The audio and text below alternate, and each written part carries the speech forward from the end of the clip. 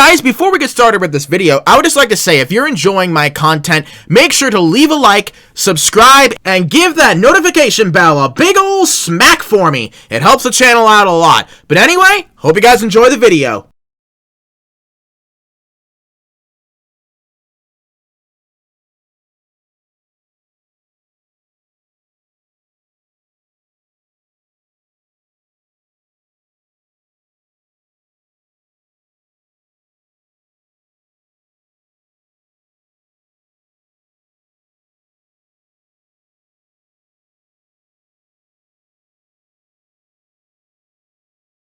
Um, we basically answered this one already. My next question was going to be, what are your thoughts on the rumors stating that games like yours wouldn't be able to function without trollers? But that was kind of already answered before, so I guess we can skip that one. Okay, what do you think causes most of the misunderstandings between trollers and groups like yours? I think because there's just so many people in the mix that it can get like so misunderstood. Like there's people like me and Kat and like whoever agrees with us that are like, "Oh, trollers, they're funny. Like there's nothing wrong with them." And then there's like people who come in constantly into the community like they're new and they don't know like how things work and they automatically think like, "Oh, trollers, they get banned, they get kicked." Like they have like this automatic like negative connotation with them. So there's just too many people like coming in and coming out. So there's not really a set opinion on it. And I think that's where it gets like messed up. Yeah, I can see that. Like, maybe not even like maybe like less than 2 months ago. I forgot what it was. It was my last video that I did at Block Street, and the thumbnail was somebody saying, and it was a store manager or something along those lines that said, "All these people want to do is troll. It's honestly ruining the game." And that sounds like an example of a person that you're describing, where they just think automatically all trolls are bad and ruin the game, as the person quite literally said, word for word. Yeah. Alright, so Kat, what do you think causes most of the major misunderstandings between trolls and groups like yours? Well, I think, like I explained earlier in the interview, is that, like, with the people who handle our situations like this, there used to not be such a, like, guide to follow whether or not people are being problematic or being peaceful.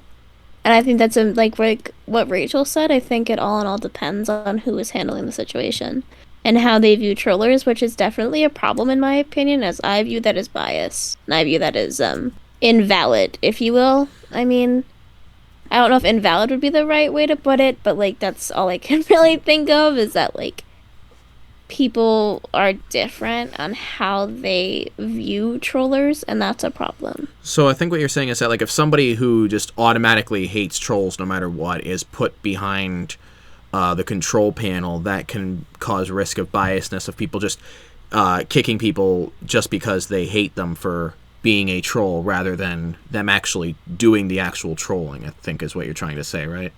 Yes.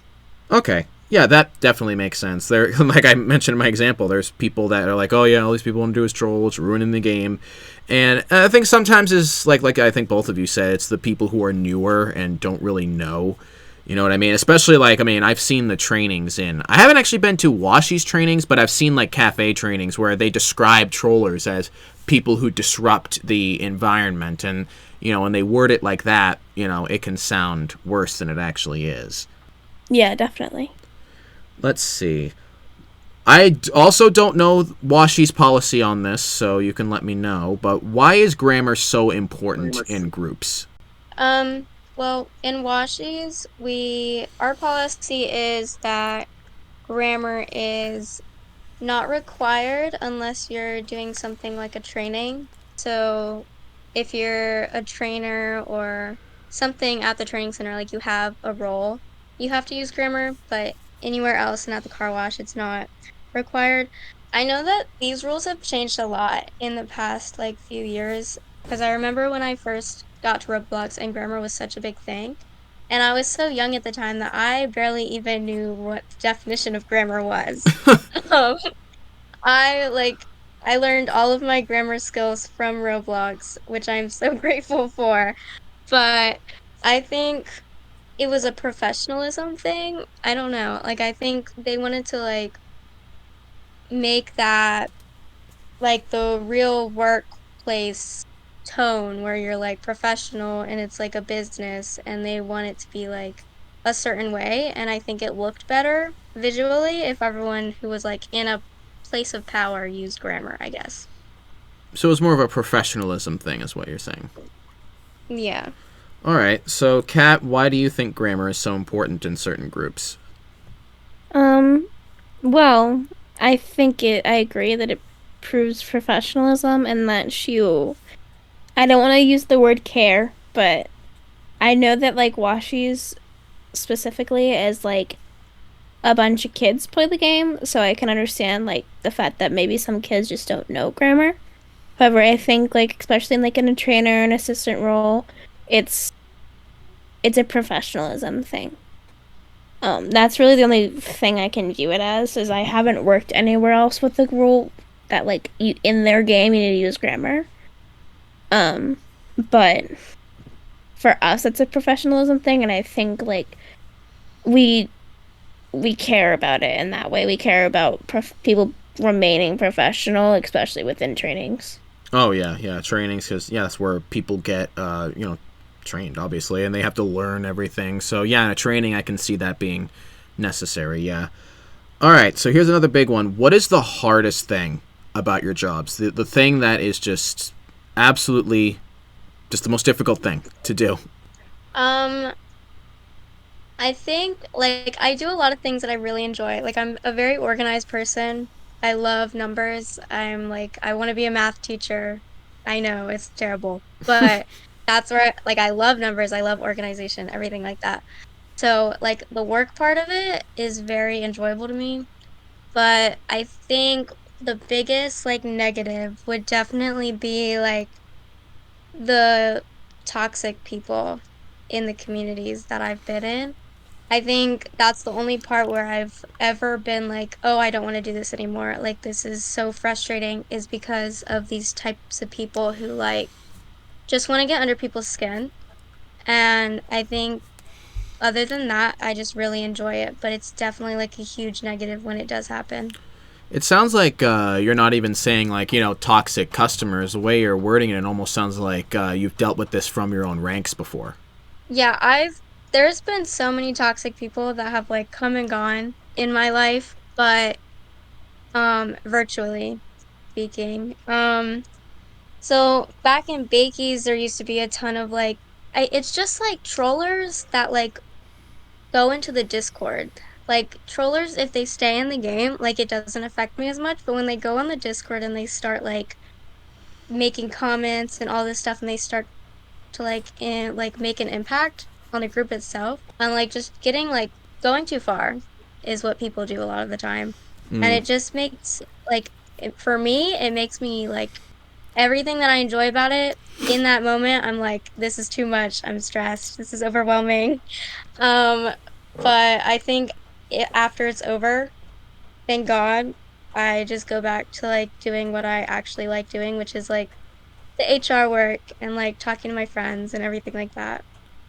Yeah, and with Discords, it's much easier to do bad things on Discord than it is on Roblox. I mean, on Roblox, you have the chat filter that stops a lot of things from happening, whereas Discord, you don't have much. I mean, you can put Yeah. bots in to help, but in my experience, that's a pretty slippery slope if you don't know what you're doing. So, I mean, if you know what you're doing with bots, you can make a chat filter for Discord servers, but, like, in an overall sense, most Discord servers, it's fair game. Anything is fair game, and people can, send pictures sometimes that are like horrible. Like I've seen people send videos and pictures that are just downright graphic, but of course that's why a lot of servers don't give people the ability to do that. But point being, it's a lot more of a wild west on Discord, I guess is what I'm saying, than on Roblox. So I can definitely see things hitting harder on Discord than compared to Roblox. Yeah, definitely. It's like a point where it's going from like an occasional comment to like a constant like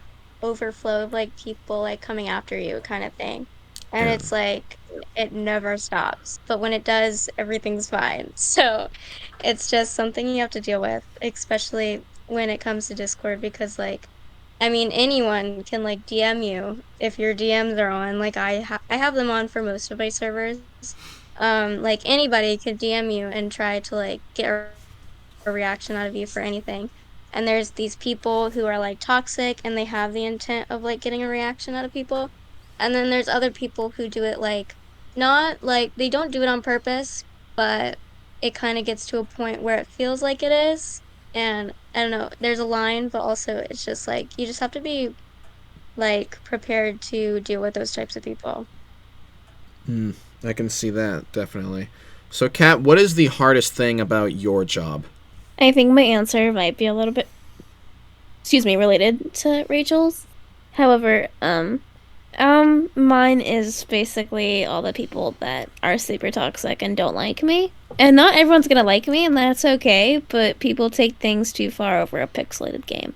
A pixelated car wash, even. Like, people take it too far. People, like, I agree that majority of it is within our communication server and our Discord server, and not as much in game, but there's a lot of people who really don't like me and are pretty mean to me, and I think that is not the best part of my job, obviously. Oh, no. But, like, everything other than that is honestly, like, a really good part of my job, so that kind of overlooks all the people that don't like me and are necessarily very mean to me. It used to be a lot worse than it is now, but I think the positive outweigh the negatives. Well, that's good. Definitely good. Now, when I was in groups a long time ago, and this was a long time ago, and this could just be from my particular group, and you guys may not be able to answer this one because, you know, certain rules and whatnot, and if that's the case, you let me know. When I was in my group a long time ago, it was a Star Wars Jedi group, so it was nothing like a cafe group or a Washiez kind of game. But there was one problem it had was infighting among members, like people trying to. It was kind of like a how do I put this? It was like if you were in a certain inner circle, then you would have a better chance of being recognized. Like if you were friends with certain people, like people who were friends with each other would get ranked up better and were kind of treated better, whereas someone who's kind of just on their own and is not as kind of well known would not get the same treatment. Do you think that that's a thing at all? And not just Washies, but like in like the industry as a whole, that like infighting can happen as a result of people kind of forming like unofficial clubs, so to speak. We actually get this a lot. Because when I first got to Washies, I was friendly with everybody because I was new. I didn't know anybody. Like everybody was like very like just Washies, and I had come from like every other group on the platform. But I think like friend groups, they definitely exist, and some of them are very toxic, and they try to like they all have the same opinion whether they want it or not, and they try to like come after people for it. But as for like favoritism and bias and that kind of thing, I get it a lot because I'm friends with Kat, first of all, um which is a head corporate, so technically I could promote her if there were a spot. And I've been friends when I was a CHRO, which is the chief of a whole department of people. I was friends with like basically everyone in the department, but obviously I was closer with some other people because I had more opportunities to talk to them. I would be in VCs with them more often, that kind of thing. When I think people take it really personally when they see that type of thing because they're like, oh, they must be getting special treatment, something like that. But in my case, like I've never once at Washi's like done something just because they're my friend. Like it's just never happened. And I think people try to like they try to make it seem like that's the case because they want to like cause an issue or whatever it is, or they like or if they like truly think that that's what's going on, like I get it. But then there's these people that won't, when I try to explain that that's not the case, they don't take an answer. Like they Hmm. just want there to be an issue. Yeah, I can see that point of view for sure. Because I mean, like, you're going to be around people who have similar ranks as you, and you know, I mean, I've noticed at least in Washi's case, there's a lot like in the corporate voice chats. I mean, it's quite active from the little bit that I've seen, and obviously only certain people can access that part of the server anyway. So, that's just from certain people having access to certain areas that other people can't. You know what I mean? But I imagine that doesn't mean everybody is like that, where they're like, oh, if you don't have a certain, not just like rank in the group, but a certain social status, I won't talk to you. I mean, I'm sure there's some people that are like that. I mean, Washiez is a big group. I'm sure there's some people. I hate to say that, but I'm sure there's some.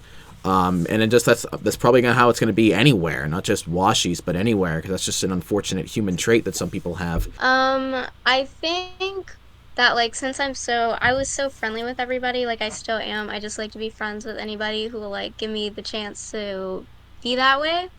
But I think it's definitely like not like some people take it the wrong way completely. And like I want to be friends with everybody, but it almost makes me second guess it because I'm like, oh, if I'm friends with this person, like everybody's gonna think I'm favoritizing them or like they only got promoted because they're friends with me or something like that. And it's like it kind of outweighs the fact that I just want to be friends with everybody. Like it's that's just what I want to do, and it's like I just have to kind of ignore that side of it if I want to have friends, I guess. Alrighty, so Kat, what do you think of that? Of the whole, friend club thing, or people having infighting because of basically like social statuses and whatnot? Well, I'm friends with anybody I can be friends with. I mean, I'm friends with a lot of people on the supervision and management team, and I'm close with a lot of people, and people think that I'm like biased when I'm not. And stuff, and I think that's a problem, but like I'm not biased, and I think that we have a lot of inner circles. Like we have a bunch of inner friend groups, like of quite a few actually. It's how do I word this? I'm sorry. It's a just, hard like, question, I know. like inner friend groups take things the wrong way. People think I'm promoting people because I know them better than other people, when that's really not the case whatsoever.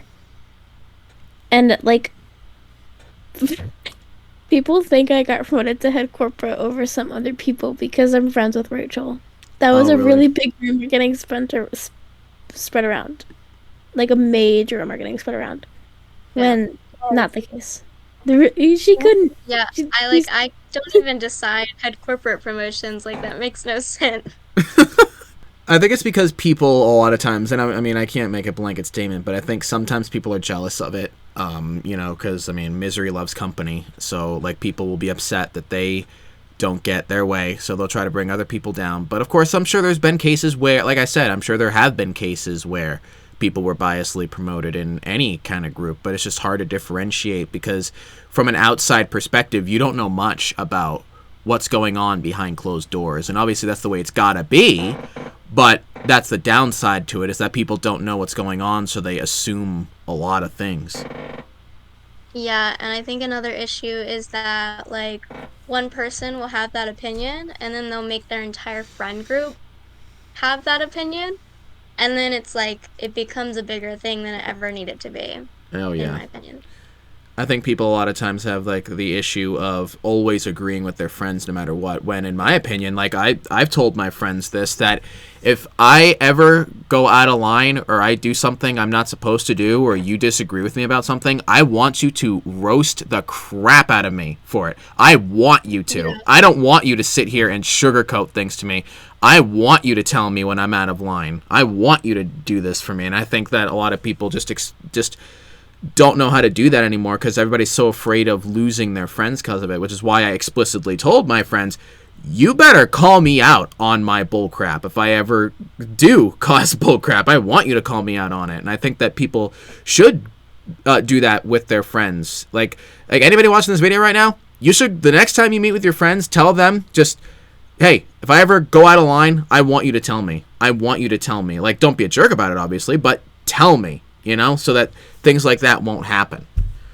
I know I went a little bit off topic there, but that's, I think, a thing that friend groups we should start normalizing, so to speak. Alrighty. Yeah, I definitely agree with that. Now, this is one that I just came up with on the spot here, and this is after I was talking to Magic, and one thing I've noticed, and I don't know if you guys have noticed this, is that owners and really high ranks, like maybe like chairmans, vice chairmans, developers, like the people that are like the top three, so to speak, like developers, vice, and the actual owners. A lot of times I've noticed they take a step back from their actual communities. Like they participate in like updates and whatnot, but sometimes they will be very isolated, so to speak, where like they won't go into the game a lot. They may not talk in the Discord that much. And first off, I want to know if you think that that's a thing, if that's a common thing at all.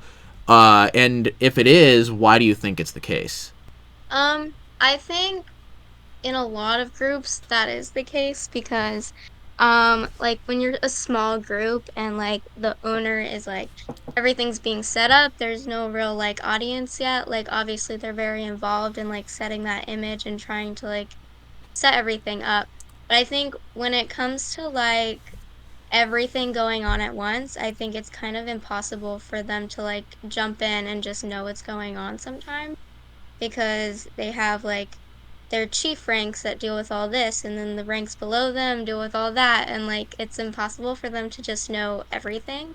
So like for example, like if there was a corporate in the operations department, they obviously know like everything for their department.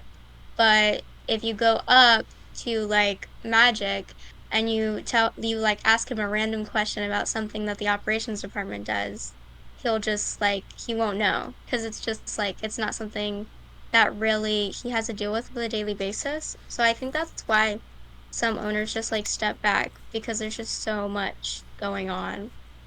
It could get they're overwhelmed, I guess is what you're saying. They could get overwhelmed by all that they have to deal with. Yeah, and I think because they're not like working up from like one rank all the way up, they're just like starting at the top. It's like hard to really know all that information.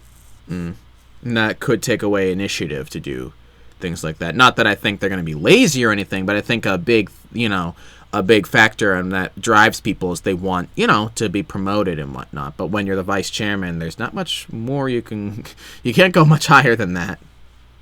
Yeah, I think it's important that they still like have priorities. So like Dev and Magic deal with development and like all that kind of thing.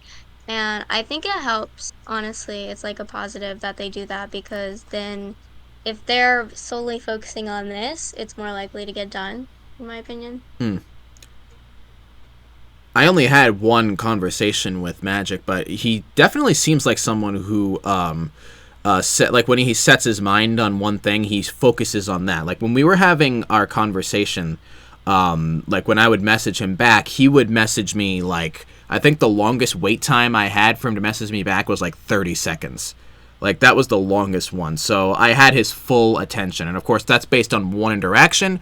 So, my opinion may not really be 100% accurate, or it may be completely, just wrong because I don't know. I've only talked to him once, but based on that one interaction, he does seem like the kind of guy that is very focused on what, the one thing he's doing. But yeah. So, Kat, what do you think of that idea that owners kind of isolate themselves from their communities? If you think that that's the that's the case, and if you do, why do you think it is? I really don't, from a Washiez perspective, I really don't think Magic nor Dev isolate themselves from the community. Both of them are equally as active, and Magic too, he likes to do a lot of stuff within the supervision team, and he likes to play like Roblox games with them, and he's really active within them, which is like a very, very big thing. And I think it's important for like communication and stuff, and that people know that they're able to go to Magic, which is a really good thing.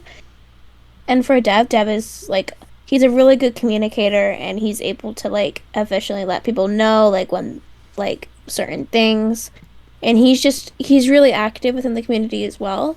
And they're both very, very, very nice people who are very like open to questions and stuff, which is a really good thing. I can't answer on the behalf of other groups, but like for isolating from your community is a really, really, really like, in my opinion, a bad thing.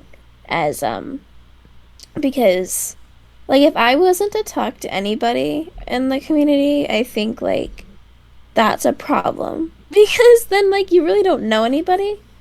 And I think that it's hard to communicate and, like, let people know that they're able to go to you for any questions or anything like that. Yeah.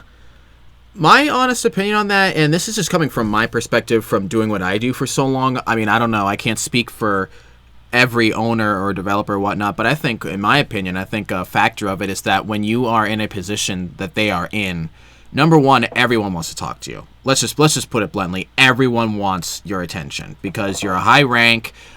You made the game in some cases. You developed the game in some cases. So you have a lot of power and a lot of influence. So people will sometimes go to you because they're genuinely interested in getting to know you because, hey, you know, he had this huge accomplishment of making this big game and he's running this community. So I bet I could learn a lot from him and I can learn a lot of different perspectives on things from him. But then there's other people who could be like, oh, if I get close to this person, I can get a lot of clout from being near him, you know? And I think that, you know, people that make games like this, they're not stupid people. I'm sure they realize, whether they don't realize it when they first come into this industry, they'll realize it later, that people will come to you for reasons that aren't always for friendship. And I think that that can cause certain people to kind of be careful about who they interact with. I am definitely that way. Like, I am very isolated and I don't want to be, but that's based on my lore, so to speak, like my backstory, so to speak, which I went over in my Decade in the Making video. But essentially, to shorten it down, my reasoning is just because I dealt with so many toxic people who were just horrible to me, and it just kind of made me kind of seclude myself as a result. But I can't say that that's the reason for all of them, but I'm sure that that's crossed their mind before. Like, you know, maybe I need to be careful about who I talk to because they may not always have the best intentions at heart when they reach out to me. You know what I mean? Yeah, definitely. Like, as a CAO, like, there's plenty of things that I do, but there's like this one responsibility that I like took on to myself because like it was the one thing that I wanted to do to like help Washies as a whole. So basically, what I do is I get a bunch of DMs all day, every day. But I try my best to like hear people out, like even people who like necessarily nobody really thinks that they're a good person because they did this and they did that. I try to hear people out a lot. So I think that's one thing that I really like doing. And it's like people will see that I did that and they'll try to do the same in my DMs, but they're actually a bad person. And they're just trying to like get that clout of like talking to me, which is weird because like I'm not famous or anything, but yeah. I feel the same way. Like, people call me famous and whatnot, and I'm like, no, I'm really not. Like, sure, I might have just reached 30,000 subscribers, but there are people like Markiplier who have 30 million subscribers. I mean, you put me next to a guy like him, I am a ant in comparison to people like him. So it's like, I definitely feel that like people treat you like you're some kind of god or something, and I'm like, no, I'm just an average everyday Joe, just like you. Like, take away my rank or take away my YouTube, whatever the case may be, I'm just a regular person like you. Like, there's not that much different than I'm not that different than anyone else. You know what I mean? And so I think sometimes people will put them on a pedestal, and some people will be like, why would you ever hate being put on a pedestal and people appreciating you? Well, because we want to be just treated like regular people. You know, like, we don't want to be treated like we're so much better than everybody else, you know? Yeah, definitely. What is your opinion on that, Kat? Like, being Sorry, put on a my opinion on what? Can you clarify? like, kind of like if you feel like people like yourselves or owners or whatnot feel like they need to isolate themselves for the reason that like people will kind of like idolize them and view them as so much greater than they are, like taking away the fact that, like, you know, these people are average everyday people like us, but they're treated like they're gods, so to speak, just because of whatever kind of status they hold. You know what I mean? And that might be a reason why they isolate themselves. And unfortunately, that makes so much sense because that's something that happens within these types of groups. Just because, like, these are groups you can get promoted at, and people think that, like, I think certain people just don't communicate with the community and like isolate themselves, if you will, because of the fact that like they feel as though people are gonna look at them differently and that people are gonna idolize them. And I think that's a good way to put it, and that's like a valid reason in my opinion. Yeah, I'll definitely have to. If I ever do interview Magic or Dev, I'm definitely gonna ask them that question for sure, because that'll be something I'd be very interested to hear from their point of view. I think we're getting down to the end here. This might be the last question. I think it is. All right, now this is another one that you may not be able to answer due to rules and whatnot. And if that's the case, let me know. How often do people resign? Not get fired, but resign, like willingly leave. I think, in my opinion, like every year or so, there's like these three periods where like a bunch of people resign at once. And I can go into detail, but it's like there's one like in June, May, June-ish, when like summer starts. Everybody resigns, not everybody, but like a big group of people. They resign because they're like not motivated anymore. They want the summer to themselves, that kind of thing. And then there's another period in like August when school starts and everybody's like, "Oh, I can't do it. It's like too much. I have to do school, whatever, whatever." And then there's every year there's some random period. Like anytime during the year, like something happens and like a bunch of people resign. But that's just something that I've like seen every single year since I've been on Roblox. It's like very the same every year. But um, other than that, I think it just depends on the person because there's a lot of people who like go in and out because of school or like maybe they didn't like the environment or like something changed, something like that. But I wouldn't know like a specific number or anything like that. Oh yeah, no, I wouldn't expect you to know a specific number. Like you keep track every time someone leaves. You're like, oh yeah, add that to the calculator. So Kat, how often would you say people resign from Washies? I agree with Rachel with the fact that like there's a bunch of periods of time that people leave at once. I mean like in December, like towards the middle, almost towards Christmas, I would call it my friend group, if you will, in the human resources department, or like a majority of the human resources department. Not for any reason regarding the department or anything, because I know that's gonna be speculated within like what I'm about to say, but a lot of people within our department resigned, unfortunately. It Oh, was really sad, but all my friends did just because of personal reasons, like um and they're still active members of our community and we still talk to them, but I think it depends on the person, but like there's these periods of time where people just like collectively all resign. And I think like, with school being a factor and like personal reasons being a factor, like there's definitely like people who resign all the time. Like it's like an all the time thing. I wouldn't say necessarily all the time within our corporate team, but like with our management team, it's people do all the time. You know what I mean? And I yeah. don't want to say it's a revolving door because it's not, because we take every single person into account with like resignations and stuff. I hate it when anybody resigns. Like even if we weren't close, like know, like I always get so sad because they've made so many contributions to our group. So So it sounds like a lot of times it's people just because they don't have time. It's not necessarily like when I imagine when trollers think of people resigning and they think like, oh, they must have realized something bad about the group and they left or something. But from the sounds of it, it's more so just because you have to spend a lot of time at these games and real life obviously comes first. So it sounds like it's just for just because they don't have the time to be around anymore. yeah, definitely.